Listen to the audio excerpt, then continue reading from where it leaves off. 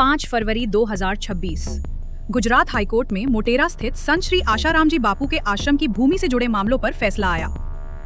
Appeal खारिज हुई, लेकिन कोर्ट ने यह भी कहा कि लिखित आदेश मिलने के 15 दिन बाद ही आगे की प्रक्रिया होगी। अब सवाल सिर्फ एक जमीन का नहीं है, सवाल है आस्था का, संस्कृति का और सनातन परंपरा का। मोटेरा का ये आश्रम कोई नया निर्माण नहीं है, ये कोई व्यावसायिक परिसर नहीं है।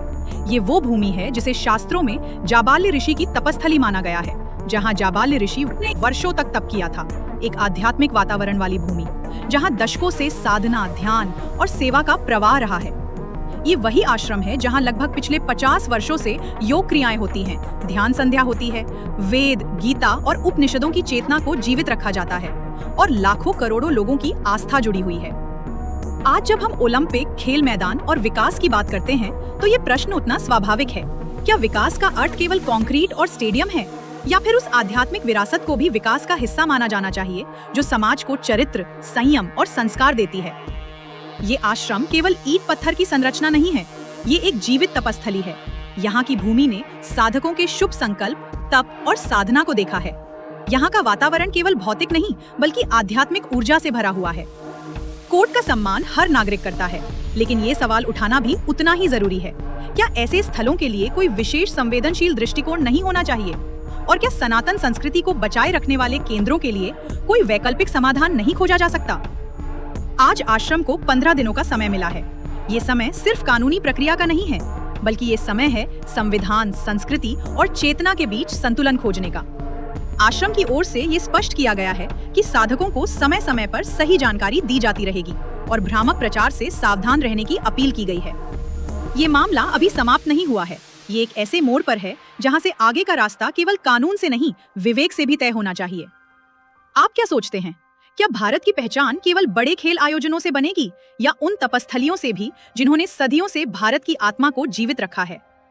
इन्हीं सवालों के बीच अब सबकी निगाहें आने वाले 15 दिनों पर टिकी हुई हैं, क्योंकि ये समय केवल एक तारीख का इंतजार नहीं है, बल्कि उन संभावनाओं का समय है जिनमें आगे का रास्ता तय हो सकता है। इस अवधि में कानूनी रूप से ये विकल्प खुले रहते हैं कि मामले को सुप्रीम कोर्ट में चुनौती दी जाए, जहां न सिर्फ जमीन का प्रश्न, बल्कि धार्मिक स्वतंत्रता, सांस्कृतिक संरक्षण और जन आस्था से जुड़े पहलुओं पर भी विचार किया जा सकता है। इसके अलावा ये समय सरकार और प्रशासन के स्तर पर वैकल्पिक समाधान तलाशने का भी हो सकता है, जहां विकास की योजना बनी रहे और एक जीवित तपस्थली को सुरक्षित रखने का मार्ग भी निकले। ये भी संभव होता है कि पूरी परियोजना की पुनः समीक्षा की जाए या खेल सुविधाओं के लिए किसी अन्य उपयुक्त स्थान पर विचार किया जाए, ताकि एक ऐसे आध्यात्मिक केंद्र को हटाने की नौबत ही न आए जहां दशकों से साधना, सेवा और संस्कार का प्रवाह चल रहा है। इन 15 दिनों में संत समाज, साधक और सांस्कृतिक चेतना से जुड़े लोग संवैधानिक और वैधानिक दायरे में अपनी बात रख सकते हैं, ताकि निर्णय केवल फाइलों और नक्शों से नहीं, बल्कि भारत की आत्मा को समझकर लिया जाए।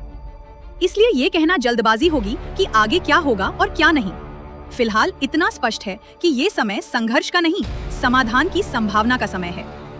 आने वाले दिन ये तय करेंगे कि भारत विकास की दौड़ में अपनी आध्यात्मिक जड़ों को कैसे संभालता है, मिटाकर या संतुलन बनाकर।